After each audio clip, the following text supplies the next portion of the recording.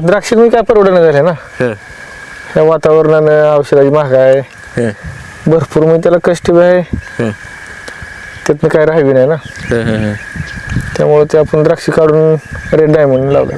नमस्कार शेतकरी मित्रांनो आज आपण पंढरपूर तालुक्यातील खर्डी या ठिकाणी आलेलो आहे. तर मित्रांनो आपण रेड डायमंड पेरूच्या प्लॉटमध्ये उभा आहे. तर तुम्ही प्लॉट बघू शकताय, फक्त 9 महिन्याची झाडं आहेत. तर झाडांची ग्रोथ पण चांगली आहे आणि या भागात बघायला गेलं तर पिंक तैवान पेरूची जास्त लागवड बघायला मिळते. आता शेतकऱ्यांचा कल रेड डायमंडकडं वाढलेला आहे, कारण पिंक तैवानच्या तुलनेत रेड डायमंडला रेट पण चांगला मिळतोय. तर मित्रांनो यांची बाग फक्त 9च महिन्याची लागवड आहे. 9 महिने झालेत लागवड करून. तर यांनी कसं नियोजन केलं होतं, लागवड कशी केली पाहिजे आणि आता यांनी फळ पण धरलेलं आहे बागेवर. तर अशी संपूर्ण माहिती आपण या व्हिडिओच्या माध्यमातून कव्हर करणार आहे. जर कोणी आपल्या चॅनलवर नवीन असेल तर चॅनलला सबस्क्राईब करा, म्हणजेच असेच नवनवीन व्हिडिओ तुम्हाला आपल्या चॅनलवरती पाहायला मिळतील. नमस्कार. नमस्कार. आपला परिचय द्या. माझे नाव सतीश शंकर जाधव, राहणार खर्डे, तालुका पंढरपूर. आपला आता हे किती प्लॉट आहे सध्याला? 1 एकराचा प्लॉट आहे. 1 एकराचा प्लॉट आहे. तर किती रोपांची लागवड आहे? हे 950. 950 रोपांची लागवड आहे. ह्याच्या आधी कोणती पिकं, म्हणजे ह्याच्यात कोणतं पीक होतं? त्याच्या अगोदर द्राक्ष होती. द्राक्षी होती. हां, मग द्राक्षीकडून पेरूकडं कसं काय? द्राक्ष काढून द्राक्ष मी काय परवडणं झाले ना या वातावरणानं औषधाची महाग आहे भरपूर म्हणजे त्याला कष्ट बी आहे त्यातनं काय राहावी नाही ना त्यामुळे ते आपण द्राक्ष काढून रेड डायमंड लावलं. मग तुमच्या भागात, म्हणजे ह्या खर्डी भागात बघायला गेलं तर पिंक तैवानची लागवड जास्त आहे, पिंक तैवान. रेड डायमंडची लागवड कमी आहे. तर तुम्ही म्हणजे व्हरायटी निवडताना रेड डायमंड व्हरायटी कशी काय निवडली? आता ते आपले शिवाजी घाडगे आहेत, ते आपले जोडीदार आहेत. मी अशी ओळख अशी नव्हती, त्यांनी सांगितलं आपल्याला. त्यांनी प्लॉट बी दावले बऱ्यापैकी आपल्याला. रेड डायमंडचं दावलं, पिंक तैवानचे दावले. जरा बरं वाटलं रेड डायमंडचं ना, रेटने बी आणि त्यामुळं लागण केलं रेड डायमंड. पण काय शेतकऱ्यांचं आता म्हणजे काय म्हणणं येते की रेड डायमंडला अडचणी वगैरे जास्त येते, त्या आपल्या भागात अजून जास्त करून प्रमाण रेड डायमंडचं नाही, असं तुम्हाला काय वाटलं नाही बाबा? सगळीकडे आपल्या भागात पिंक तैवान जास्त आहे, आपण रेड डायमंड लावायला लागले असं? नाही, तसं काय, सेटिंग थोडं कमी आहे, पण सेटिंग कमी असलं तरी त्याचा खर्च कमी होतो ना. इकडून ॲव्हरेजनं पैशाकडे जास्त होते त्याचं. आता पिंक तैवान मी काल 60 रुपये दिला होता, ही 110 रुपये दिला होता रेड डायमंड. त्यात मग कव्हर झालंच नाही, डबल रेट मिळाला ह्याला. म्हणजे पिंक तैवानची पण बाग आहे काय तुम्ही? पिंक तैवानची आहे. किती बाग आहे पिंक तैवानची? पिंक तैवानची 1 एकरच आहे. 1 एकर आहे. ती अगोदर लागण केली ती पिंक तैवानची मी, ही त्याच्यानंतर 2 महिने लागण केली ती. त्या पिंक तैवान रेड डायमंड जास्त पैसे झाला. रेटमध्ये फरक. तरी किती फरक पडते रेटमध्ये? आता कसं मार्केट चालू आहे? तर कालच तोडला ह्यातला माल मी. रेड डायमंड दिला 110 रुपयेनं आणि पिंक तैवान 60 रुपये दिला. डबल फरक पडतो आणि माल बी ह्याचा फास्ट येतोय, फुगवून 1 नंबर आहे फुगवून. व्यवस्थापनात दोन्ही व्हरायटीच्या काय बदल राहते का? नाही, काहीच नाही, सेमच आहे त्याला. आता मी फवारणी करायला म्हटलं तर स्प्रे द्यायचं म्हटलं तर ह्याला त्याला एकच औषध करतो, एका ब्लोअर मध्येच करतो. एका ब्लोअर मध्ये दोन्ही होतेच ना, त्यामुळे असं काही नाही एवढं. व्यवस्थापनात काय बदल नाही काय सोन. तर ह्याची म्हणजे लागवडीची पद्धत कशी असली पाहिजे, थोडी माहिती सांगा, कशी लागवड केली पाहिजे? लागवड म्हणजे 10 फुटावर पाहिजे तस, पण हे आपलं द्राक्ष टेक्स्चर असल्यामुळं 8 फूट अंतर आहे माझं. हे पट्ट्यातला 8 फूट आहे. 8 फूट आहे मधलं, ही 6 फूट केलंय. मी रुंदी आणि लांबी असं लाईनीतलं 6 फूट केलंय, ही 8 फूट आहे. म्हणजे दोन्ही रोपायामधलं 6 फूट अंतर आहे. अंतर जरा जास्तच पाहिलं होतं, पण आपलं काय ही फाउंडेशन असल्यामुळे आता म्हणलं काय असेल ते असेल. तरी ह्या फाउंडेशनचा तुम्हाला म्हणजे काय पुढं उपयोग होईल का ह्याचा? ही झाडं बांधायला, सावली करायला, दुसरं काय करायला लागत नाही, खर्च नाही दुसरा ना. आता आपल्याला जर ऊन पडायला तर वरून झाकायला म्हणलं तरी सैन्यात टाकलं तर होतंय कवर त्याचं. आता तुम्ही म्हणला 9 महिने झाड आहे ती, तर कधी लागवड केली होती तुम्ही याची? 9वा महिना चालू आहे. आता 8 महिने झाड आहे ती काय? 8 महिने पूर्ण 9वा महिना चालू आहे. पिंक तैवान 5 फेब्रुवारीला 1 वर्ष झाले बरोबर त्याला.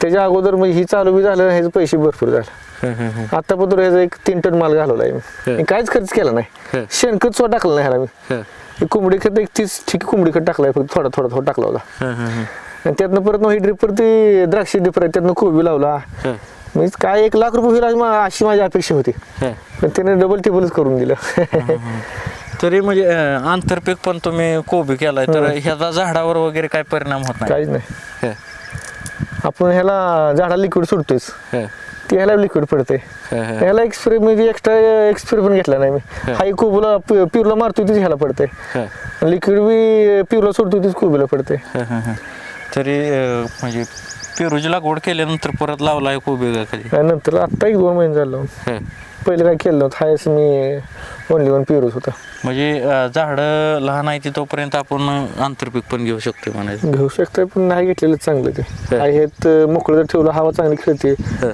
झाडं चांगली होती त्यांना तुम्हाला काय अडचण आली का आता कोबीमुळे पेरूला? काहीच नाही काहीच नाही तरी लागवड ही करताना म्हणजे तुम्ही खत वगैरे कसं वापरलं होतं काय?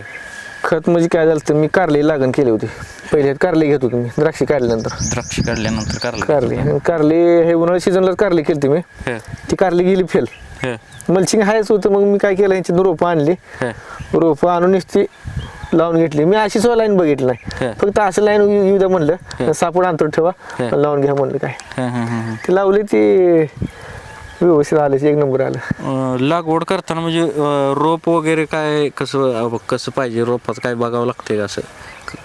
रोपात बघावं लागतं इथं तरी कशा प्रकारचं रोप पाहिजे कशी निवड केली पाहिजे रोपाची?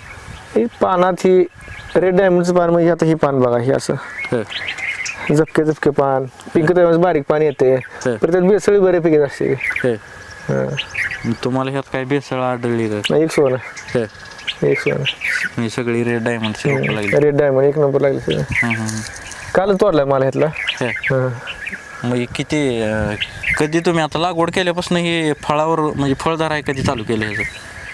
मी 4थ्या महिन्यात फळ धरलं होतं 4थ्या महिन्यात थोडं धरलं होतं मी लई धरलं होतं तरी किती फळ धरलं होतं तुम्ही 4थ्या महिन्यात? 4थ्या महिन्यापासून किती 5-10 लागली होती असे आता चालूला किती फळ धरले? आता चालूला माझा एक भर गेला 3 टन माल नेला आहे 3 टन आता नव शेंड मारून ही कळी तर हाई सेटिंग होते उन्हाळ्यात चालवायचं जरी टेम्परेचर झालं तर झाकून घ्यायचं तरी आता झाडाची ग्रोथ ही चांगली आहे तर कसं तुम्ही म्हणजे व्यवस्थापन खत व्यवस्थापन असेल पाणी व्यवस्थापन झाडाची ग्रोथ चांगली होण्यासाठी कसं नियोजन केलं पाहिजे कसं नियोजन केलं तुम्ही लागवडीपासूनचं?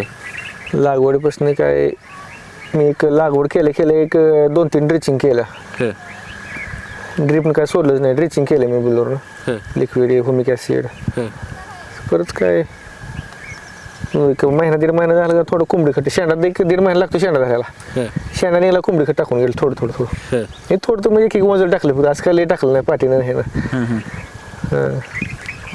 कसं म्हणजे पुन्हा काय नियोजन केलं काय लिक्विड यूज आहे बा मटेरियल तर 1 डोस टाकलं नाही 1 चिमूट टाकलं नाही मी अजून काहीच टाकलं नाही फळ तुम्ही 4थ्या महिन्यापासून धरलं 4थ्या महिन्यापासून तर फळ धरताना वगैरे काय कसं नियोजन केलं होतं त्याचं?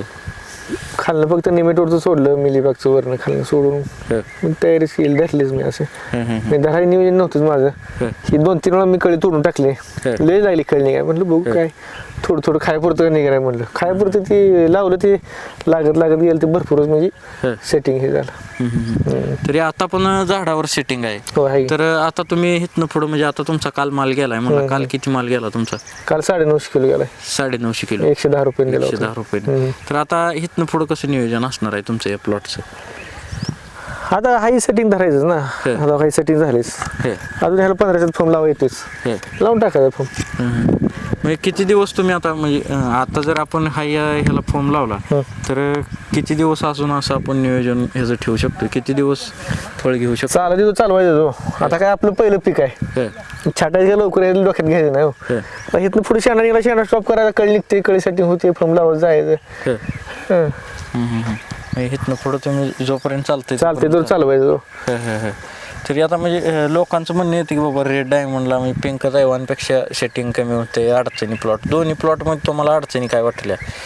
सेटिंग थोडं कमी आहेच पण ॲव्हरेज कंड आणि खर्च इकडून सेटिंग जर कमी असलं तर त्याला खर्च कमी होणार आहे. हो फॉर्म लावायचा, कॅरी बॅगचा खर्च कमी. इकडून पैशाकडे डबल आहे. पण हे पिंक तैवानचा 10 टन निघाला, ह्याचा 5 टन निघाला. बरोबर आहे पिंक तैवानला.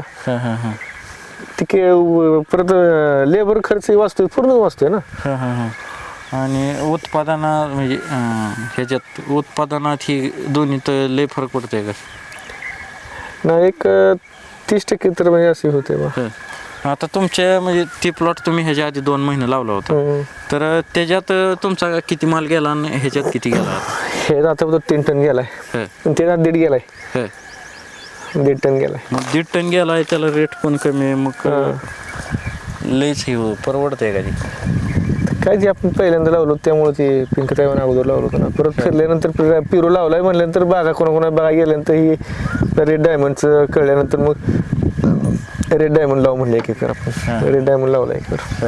आता म्हणजे तुम्ही पहिल्यांदाच पेरू पिकाकडे वळला होता म्हणल्यावर तुम्ही म्हणजे आधी कोणाचं प्लॉट बघितलं, कोणाचं मार्गदर्शन घेतलं कसं? नाही, बघितलं बी होतं.